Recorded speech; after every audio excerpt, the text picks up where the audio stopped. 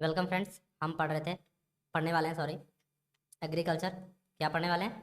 Agriculture. Wait a moment. तो हम आज पढ़ने वाले हैं एग्रीकल्चर को लेकर। ठीक है, एग्रीकल्चर से रिलेटेड हम सारे एमसीक्यू आज करने वाले हैं।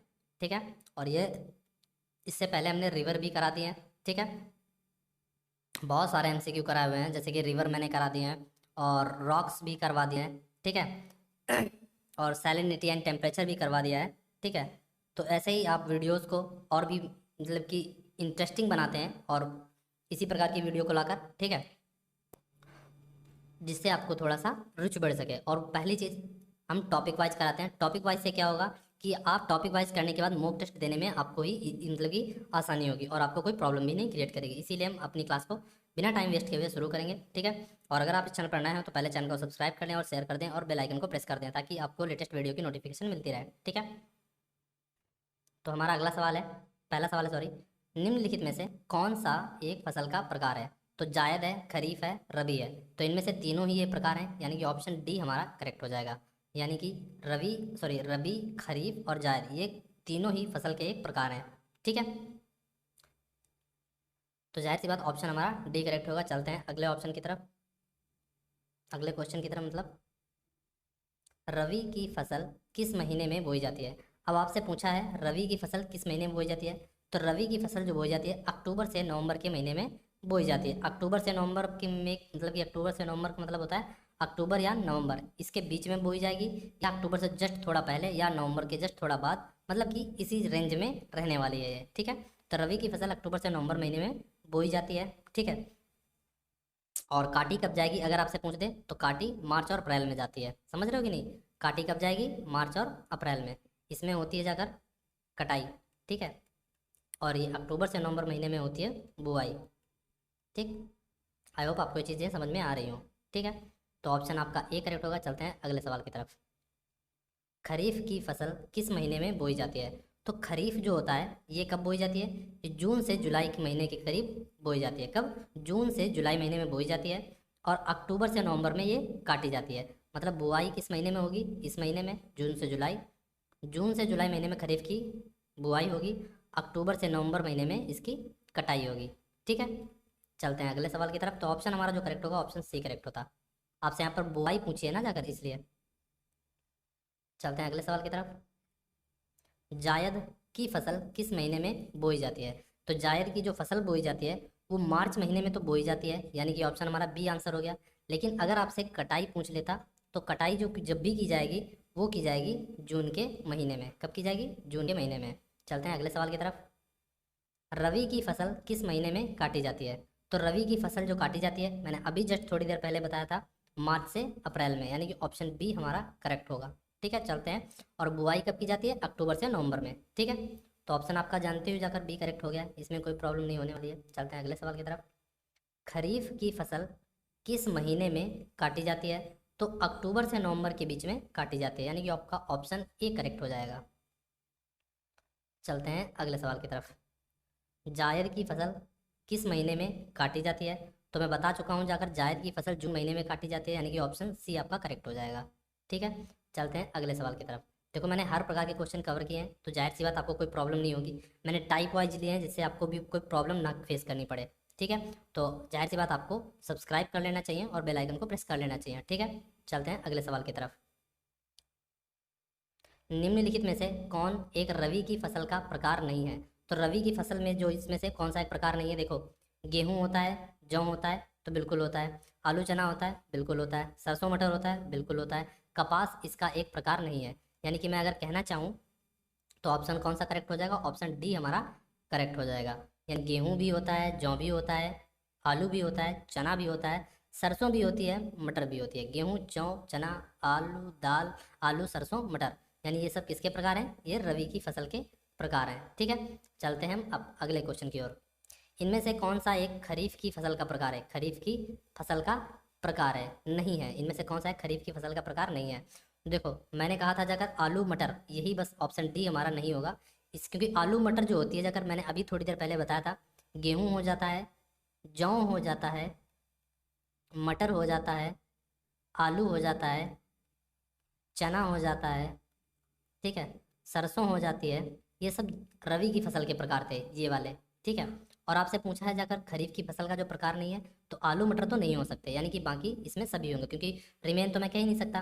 तो इसी प्रकार से ऑप्शन हमारा डी करेक्ट हो जाएगा। चलते हैं अगले सवाल की तरफ। कौन से एक जायद की फसल का प्रकार नहीं है? तो जायद का मतलब जानते हो क्या होता है? जायद जिसमें बीज वाले ज़्यादा पौधे होते हैं, जैसे कि खरबूज, तरबूज, खीरा, ककड़ी। तो इसमें से तरबूज भी है, खीरा भी है, ककड़ी भी है, लेकिन हरी सब्जियां इसका हरी सब्जी है और बाजरा है, ठीक है। तो क्या बोलते हैं जाकर, हरी सब्जी। तो हरी सब्जी तो इसमें आएगी ही आएगी, क्योंकि खीरा, ककड़ी, तरबूज सब हरा ही हरा होता है। तो ये भी होगा, ऑप्शन ई हमारा जो होगा जाकर यही करेक्ट है, जो कि नहीं है, यानी कि ऑप्शन हमारा ई जो होगा वही इसमें से जायद की फसल का एक प्रकार नहीं है, ठीक है। चलते हैं अगले सवाल की तरफ। कौन सा देश चावल के उत्पादन में प्रथम है? तो चावल के उत्पादन में जो था जाकर, जो चीन जो है जाकर, समझ रहे हो, चावल के उत्पादन में कौन प्रथम है? तो चावल के उत्पादन में जो चाइना जो है वो प्रथम स्थान पर है, ठीक है। और अगर इंडिया में बात करूं जाकर, इंडिया में, तो इंडिया में जो है जाकर पश्चिम बंगाल टॉप पर रहता है। उसके बाद फिर आता है जाकर यूपी आता है, फिर आता है आंध्र प्रदेश आता है, ठीक है, आंध्रा आता है, फिर आता है पीबी यानी पंजाब। पहले पश्चिम बंगाल, फिर उत्तर प्रदेश, फिर आंध्र प्रदेश, फिर पश्चिम बंगाल, सॉरी, पंजाब आता है, ठीक है। चावल के उत्पादन में चाइना प्रथम स्थान पर है, और भारत में पश्चिम बंगाल पहले स्थान पर, फिर दूसरे स्थान पर यूपी, फिर आंध्रा, फिर पंजाब। चलते हैं अगले सवाल की तरफ। निम्नलिखित राज्यों का चावल के उत्पादन में सही अवरोही क्रम दिखाइए। अवरोही का मतलब होता है डिक्रीजिंग ऑर्डर, ठीक है। यानी कि कौन पहले, यानी कि पहले कौन होगा, फिर दूसरा कौन होगा, फिर तीसरा कौन होगा, फिर चौथा कौन होगा, राइट, इसे बोलते हैं अवरोही क्रम। तो आंध्र प्रदेश नहीं हो सकता है, पश्चिम बंगाल से शुरुआत होगी, क्योंकि पश्चिम बंगाल, फिर उत्तर प्रदेश, और फिर आंध्र प्रदेश, फिर पंजाब होगा, इसीलिए ऑप्शन हमारा बी करेक्ट हो जाएगा। चलते हैं अगले सवाल की तरफ।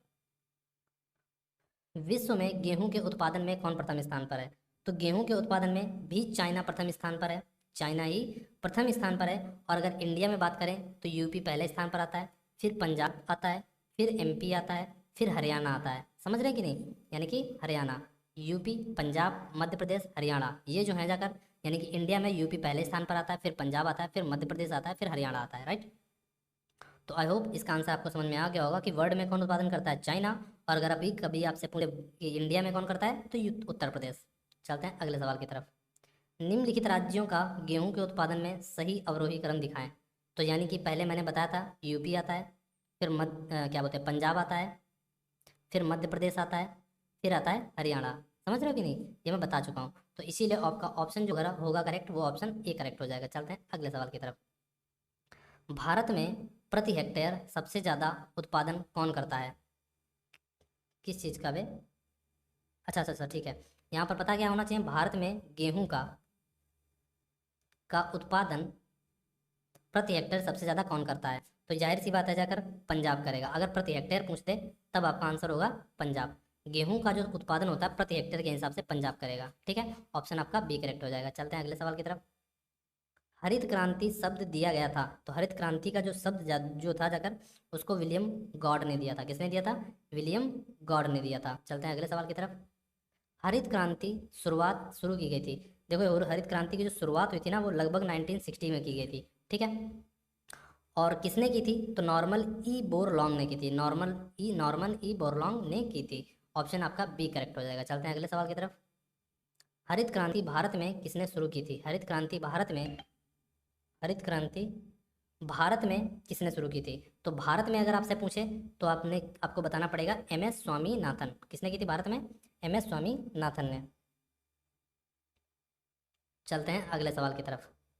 वर्ल्ड में गन्ने का उत्पादन सबसे अधिक कौन करता है? पूरे विश्व में गन्ने का उत्पादन सबसे अधिक कौन करता है, आपसे ये पूछा है। अगर मैं आपसे थोड़ा सा पिछले वाले क्वेश्चन में एक चीज़ बताऊं, जब भारत में हरित क्रांति की शुरुआत हुई थी ना, तो जाहिर सी बात है इसमें, यानी कि क्या बोलते हैं जाकर, MS स्वामीनाथन जो थे जाकर, इन्होंने गेहूं के उत्पादन के लिए दो, मतलब कि क्या बोलते हैं जाकर, मैक्सिकन वीट इसमें आए थे। कौन कौन? एक तो था कल्याणी सोना, ये आपसे सवाल पूछा गया है। कल्याणी सोना एक गेहूं का प्रकार ही था, ठीक है। और दूसरा था सोनालिका। कौन था? सोनालिका, कल्याणी सोना और सोनालिका। चलते हैं अगले सवाल की तरफ। तो पूरे वर्ल्ड में गन्ने का उत्पादन सबसे अधिक कौन करता है, आपसे ये पूछा गया। तो सबसे ज़्यादा गन्ने का उत्पादन ब्राज़ील करता है। कौन करता है? ब्राज़ील करता है। अगर आपसे इंडिया में पूछते तो इंडिया में गन्ने का उत्पादन सबसे अधिक उत्तर प्रदेश करता है, ठीक है। और अगर मैं आपसे ये कह दूं कि गन्ने को उत्पादन जो होता है सबसे अधिक कौन करता है, यूपी करता है। और अगर गन्ने का उत्पादन काम क्या होगा, तो गन्ने से आप जानते हो जाकर चीनी बनती है, गुड़ बनता है, ठीक है ना, और शराब बनती है, ठीक है, जिसके आप लोग बहुत शौकीन हो, इनमें से कुछ लोग होंगे, ठीक है, और कुछ लड़कियां इसकी शौकीन रही होंगी, सिरके की, ठीक है ना। तो चलते हैं अगले सवाल की तरफ। भारत में गन्ने का उत्पादन सबसे अधिक कौन सा राज्य करता है? भारत में गन्ने का उत्पादन सबसे अधिक उत्तर प्रदेश राज्य करता है। ऑप्शन ए हमारा करेक्ट हो जाएगा। चलते हैं अगले सवाल की तरफ। गन्ने का उपयोग किस चीज को बनाने में उपयोग किया जाता है? तो गन्ने का उपयोग शराब, चीनी, सिरका, यानी ऊपर दी गई सभी वस्तुएं हमारी गन्ने से बनाई जाती हैं। चलते हैं अगले सवाल की तरफ। पूरे वर्ल्ड में मक्के के उत्पादन में कौन सबसे अधिक है? तो अमेरिका जो है गन्ने के उत्पादन में प्रथम स्थान पर है। और अगर इंडिया में बात करूं जाकर, तो कर्नाटक होगा। कौन होगा? कर्नाटक। यानी कि भारत में जो मक्का का उत्पादन में प्रथम स्थान पर है वो है कर्नाटक। चलते हैं अगले सवाल की ओर। भारत में मक्के का उत्पादन सबसे अधिक कौन करता है? तो हो जाएगा जाकर ऑप्शन ई, यानी कि हमारा कर्नाटक करेक्ट हो जाएगा। चलते हैं अगले सवाल की तरफ। पूरे वर्ल्ड में कॉफ़ी का उत्पादन सबसे अधिक कौन सा देश करता है?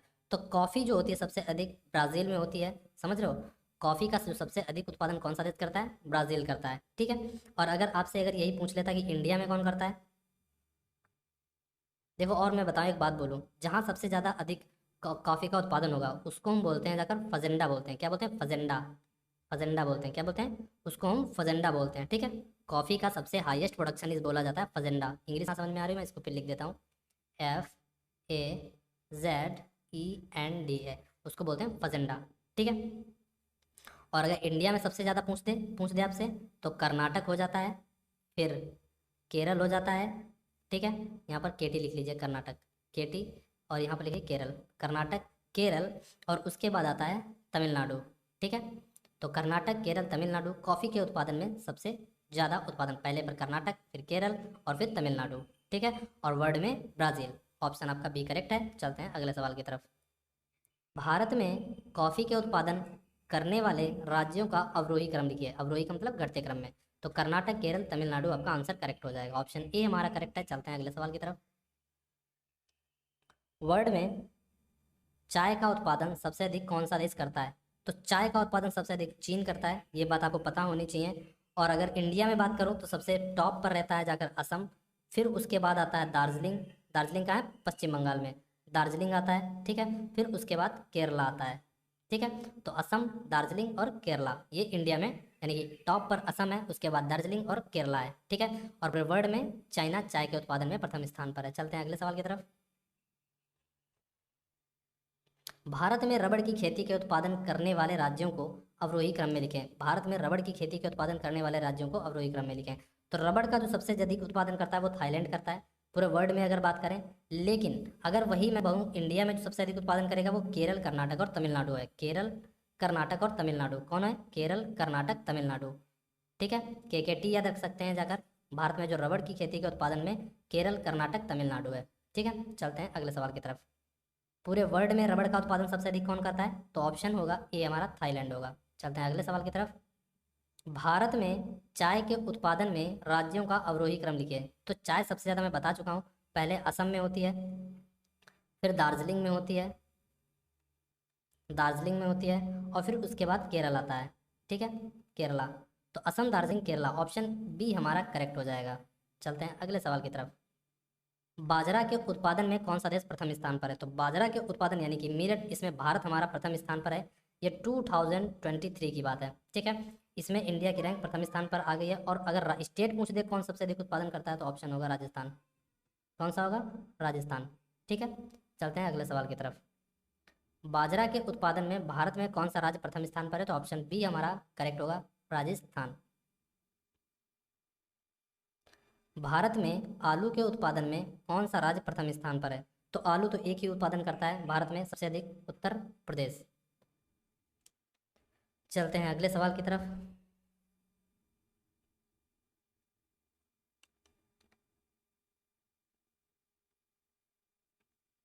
आलू के उत्पादन में कौन सा देश प्रथम स्थान पर है? तो होगा भारत, ठीक है। और अगर भारत में पूछे कौन सबसे प्रथम स्थान पर है, तो यूपी। चलते हैं प्रथम स्थान पर। दाल के उत्पादन में कौन सा देश प्रथम है? तो दाल का जो सबसे अधिक उत्पादन होता है, वो सबसे अधिक जो होता है वो कहाँ पर होता है? वो होता है जाकर इंडिया में होता है। कहाँ पर होता है? इंडिया में होता है। ऑप्शन डी हमारा करेक्ट हो जाएगा। और इंडिया में भी अगर कौन प्रथम स्थान पर है तो जाहिर सी बात है जाकर मध्य प्रदेश। ठीक है, चलते हैं अगले सवाल की तरफ। टोबैको के उत्पादन में यानी तंबाकू के उत्पादन में कौन सा देश प्रथम स्थान पर है? तो तंबाकू के उत्पादन में चाइना जो है जाकर, सॉरी, तंबाकू के उत्पादन में चाइना प्रथम स्थान पर है, लेकिन इसमें चाइना दिया नहीं है। चलो यहाँ पर कोई भी एक ऑप्शन इसको मैं हटा देता हूँ, क्योंकि चाइना प्रथम स्थान पर है ना, इसलिए चाइना प्रथम स्थान पर है। लेकिन अगर खाने की बात की जाए तंबाकू खाने में, तो तंबाकू खाने में इंडिया प्रथम स्थान पर है। समझ रहे हो कि नहीं? प्रथम स्थान पर है। चलते हैं अगले सवाल की तरफ। कॉटन के उत्पादन में यानी कपास के उत्पादन में कौन सा देश प्रथम स्थान पर है? तो कॉटन के उत्पादन में जो हम मतलब बोला जाता है जाकर अभी इस वक्त, तो होगा जाकर चीन। कौन होगा? चीन। लेकिन आपको ये बात पता होनी चाहिए, इंडिया को पहले क्या बोला जाता था? Mother country of cotton. क्यों? क्योंकि सबसे पहले mother of country of cotton इसलिए बोला था क्योंकि सबसे अधिक उत्पादन ही, प्रोडक्शन ही इंडिया में होता था, इसलिए। ठीक है, मतलब शुरुआत यहीं से हुई थी ना कॉटन की उत्पादन की, कपास के उत्पादन की इंडिया में ही। ठीक है, और अगर इंडिया में अगर ये पूछ दे कि इंडिया में सबसे अधिक उत्पादन कौन करता है, तो प्रथम स्थान पर गुजरात है और उसके बाद महाराष्ट्र आता है। ठीक है, यानी कपास के उत्पादन में कौन सा देश प्रथम है, तो वो होगा चाइना। और इंडिया में अगर पूछे तो गुजरात और महाराष्ट्र। ठीक है, जहाँ पर गुजरात प्रथम स्थान पर, महाराष्ट्र दूसरे स्थान पर है। चलते हैं अगले सवाल की तरफ। दालों के उत्पादन में भारत का कौन सा राज्य प्रथम स्थान पर है? तो मैं बता चुका हूँ, ऑप्शन डी हमारा करेक्ट हो जाएगा, मध्य प्रदेश।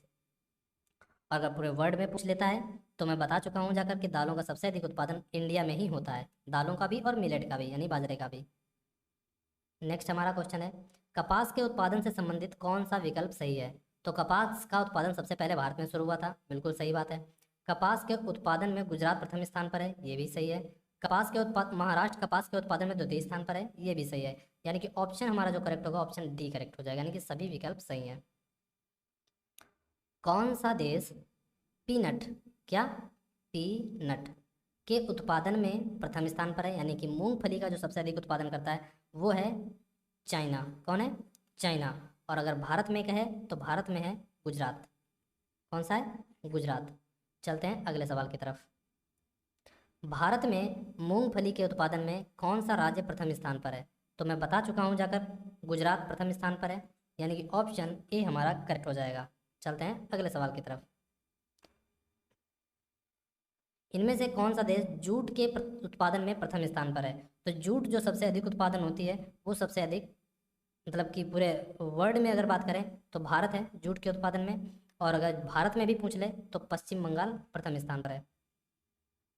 और जूट से बनाया क्या जाता है? जूट से बनाए जाते हैं कारपेट, यानी गलीचा जैसे हो जाता है, और बोरी, जैसे बोरी नहीं होती हैं वो भी बनते हैं जाकर, और हैंड बैग भी बनते हैं। ठीक है, हैंड बैग। तो चलते हैं हम अगले सवाल की तरफ। कौन सा राज्य जूट के उत्पादन में प्रथम स्थान पर है? तो ऑप्शन बी हमारा करेक्ट हो जाता है, पश्चिम बंगाल। चलते हैं अगले सवाल की तरफ। हरित क्रांति किससे रिलेट करती है? तो हरित क्रांति जो है जाकर हमारी वो किससे रिलेट करेगी जाकर? हरित क्रांति जो रिलेट करती है हमारी गेहूं से रिलेट करती है। ठीक है, हरित क्रांति जिसको हम बोलते हैं जाकर ग्रीन रिवोल्यूशन बोलते हैं। क्या बोलते हैं? Green revolution. कब आई थी? 1960 में। कौन लाया था? एम एस स्वामीनाथन लाए थे, इंडिया में एम एस स्वामीनाथन लाए थे। ठीक है, चलते हैं अगले सवाल की तरफ। स्लेटी अथवा ग्रे क्रांति किससे संबंधित है? स्लेटी अथवा ग्रे क्रांति जो संबंधित है वो फर्टिलाइजर से संबंधित है। किससे? फर्टिलाइजर से रिलेट करती है। चलते हैं अगले सवाल की तरफ।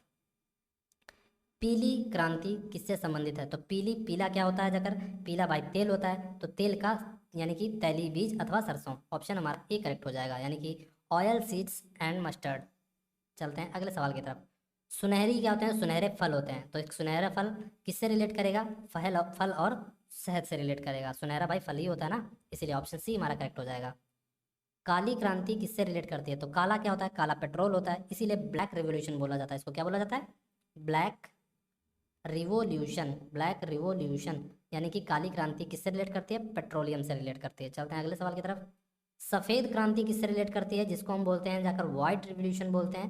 और वाइट रिवोल्यूशन का मतलब होता है सफ़ेद होता क्या है जाकर, सफ़ेद दूध होता है। ठीक है, तो ऑप्शन ई हमारा करेक्ट होगा। लाल क्रांति किससे रिलेट करती है, जिसको हम बोलते हैं जाकर रेड रिवोल्यूशन बोलते हैं जाकर। ठीक है, क्या बोलते हैं, रेड रिवोल्यूशन बोलेंगे जाकर, मीट को बोलेंगे, किसको बोलेंगे, मीट को बोलते हैं, यानी कि मांस को बोलते हैं। आलू गोल होता है इसीलिए गोल क्रांति रखी गई है, जिसको हम बोलते हैं जाकर राउंड रिवोल्यूशन बोलते हैं। क्या बोलते हैं इंग्लिश में, राउंड रिवोल्यूशन बोलते हैं। चलते हैं अगले सवाल की तरफ। ऑप्शन ए हमारा करेक्ट हो जाएगा। सिल्वर क्रांति किससे रिलेट करती है, तो सिल्वर का मतलब होता है जाकर, जानते हो सिल्वर जो चांदी की तरह चमकता है वो है अंडा। क्या होता है, सिल्वर क्रांति से रिलेट करता है अंडा। ठीक है, तो आई होप आपको आज के क्वेश्चन हमारे पसंद आए हों। ठीक है, और अगर पसंद आए तो please do like and subscribe and press the bell icon. और मिलते हैं आपको हम अगले सेशन में। ठीक है, जिसमें पढ़ेंगे हम बंदरगाह, पोर्ट्स, या फिर हो सकता है जाकर प्लेट्यू कराएं, या हो सकता है जाकर पासेस यानी कि दर्रे करा दें। ठीक है, बाय, टेक केयर।